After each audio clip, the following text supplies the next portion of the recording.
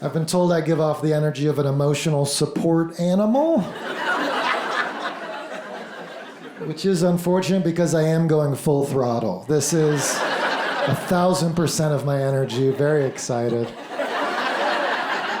So I hope you all will match my energy with significantly more energy than me. See a lot of familiar faces. Some friendly faces. Couple haters, but a lot of friendly faces. I saw some people rolling in late. I'm a late person myself, and the early people do not like us. The early people say, you being late means you don't respect my time, which is such an early person thing to say. Like me being late has anything to do with you. I'm not late because I don't respect your time. I'm late because I was doing something more important. I was showering for a long time, and I forgot you existed. Briefly, just briefly. But I respect you. My dad will show up an hour early and text, "Here, no rush," which should be illegal. That is a devastating text to receive. But I had a good pandemic. I got into, wasn't for everyone, but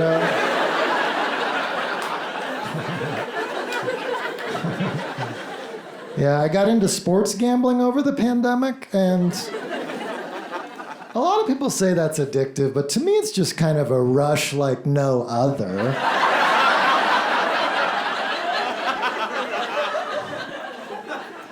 It's not addictive. I mean, sure, sometimes I'll engage in short-term stimulus despite long-term adverse results.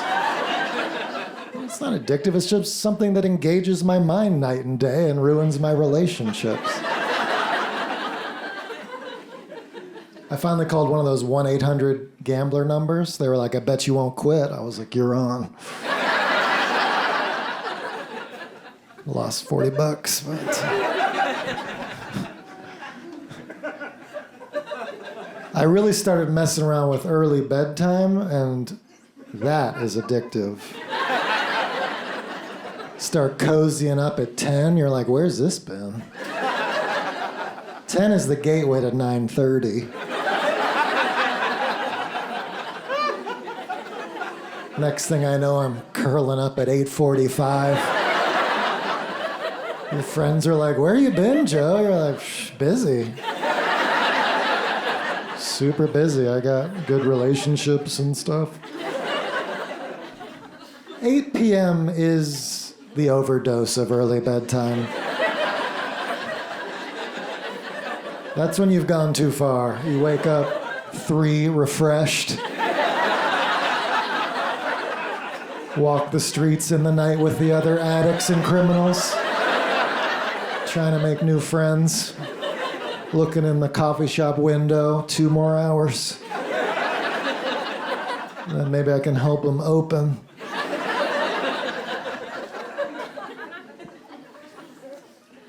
Weed was legalized in New York City, and I finally started trying weed gummies. I think I'm the only person that's like, sure, I'll do weed as long as it's no longer cool. Weed gummies, gateway into regular gummies. Yeah. Wow. They taste good. I forgot how good they taste. Now I'm eating weed gummies, regular gummies, vitamin gummies. I'm a gummy boy now, and it's tough. It's a lot of gummy. Doing a lot of gummies. And it is more fun to say you're doing gummy vitamins. Yeah, you want to come over, do some C? We could do E. I got fish oil, make your eyeballs slippery.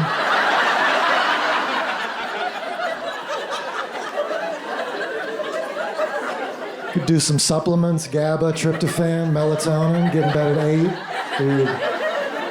Last time I took melatonin, I almost didn't wake up. That was nuts, dude. Love melatonin, dude. If marijuana is a real medicine, isn't it time for other medicines to step up the fun? Why don't we have antibiotic chocolates? Penicillin Sour Patch Kids? Get some Lipitor brownies, I don't know. Vape the vaccine, go in for the booster bong, Johnson & Joint, I'm just spitballing.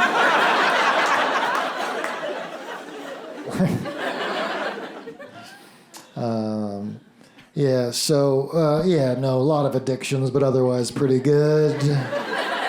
Pretty good. I got broken up with to my face, which I recommend, because a lot of people are being ghosted, not me. Right to the dome. It's pretty sweet. People complain about being ghosted. I got ghosted again. What a jerk. I feel like they forget the opposite is when somebody firmly tells you why they never want to see you again. And now that I've experienced both, have to say ghosting might be underrated. Just a little. Sure, it's sad when somebody disappears, but you should try having your flaws expressed. By a woman named Beth. Over a hot cup of coffee. But she was very smart, PhD. She kept beating me at board games. I love game night. She beat me at Scrabble, Trivial Pursuit, chess. On the fourth game night, I was like, I brought Hungry, Hungry Hippo. I have a little two-handed flicking technique that is unstoppable. And I brought Uno. I'll teach you the language. And after that, we can arm wrestle. She did defeat me at those as well. I've heard that men are intimidated to date successful women. What they don't mention is successful women less interested in dumb losers. What's up with that, ladies? That's a double standard. Give us a chance. But the biggest argument we got in, I'm embarrassed. She called me out for mansplaining, and I'm sure you guys know what that is. If you don't, I can't tell you.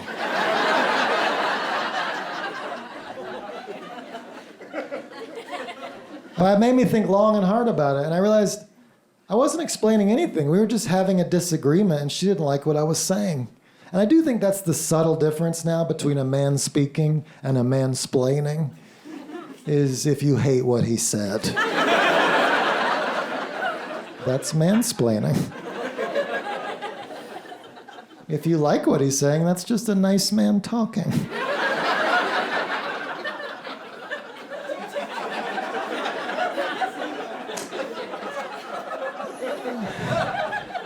And just for the sake of thought, I had to wonder about the exact opposite of mansplaining. I think it would be a woman asking questions that are impossible to answer. And she did that a lot. I just don't think we have a catchy phrase for it, like lady riddling.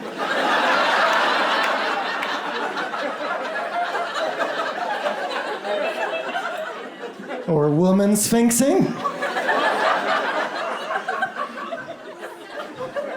She asked me, who do you think's cuter, me or my cat?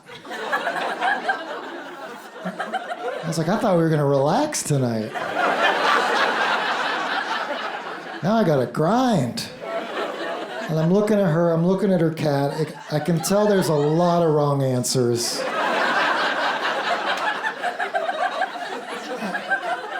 And I thought I solved it. I was like, you're both so cute. And she said, no, you have to pick. I'm like, what is the answer?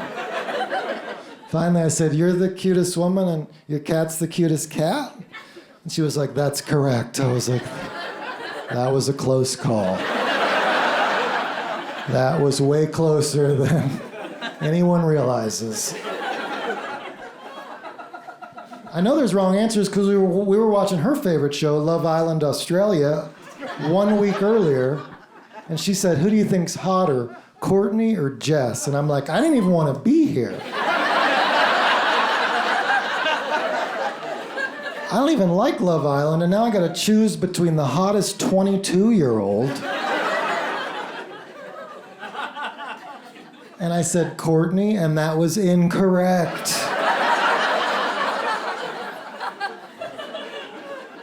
For a month, she was like, yeah, well, you think Courtney would?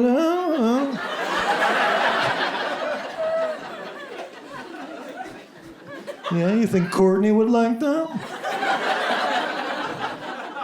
God. I failed that test. She could never understand why I don't like Love Island.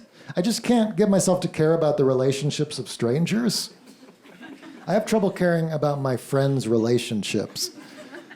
I asked my buddy Tom if he was ever open to having kids. He was like, I have a 9 and a 7-year-old. I'm like, okay.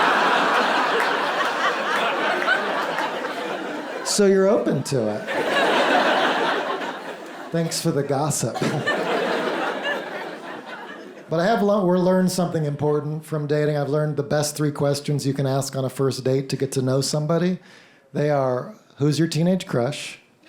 What will you name your firstborn child? And bank password. And for me, it's Matt Damon, and Matt Damon too. So that's just me. I'm flirting now. No, I do wish I was friends with Matt Damon. I very much wish that.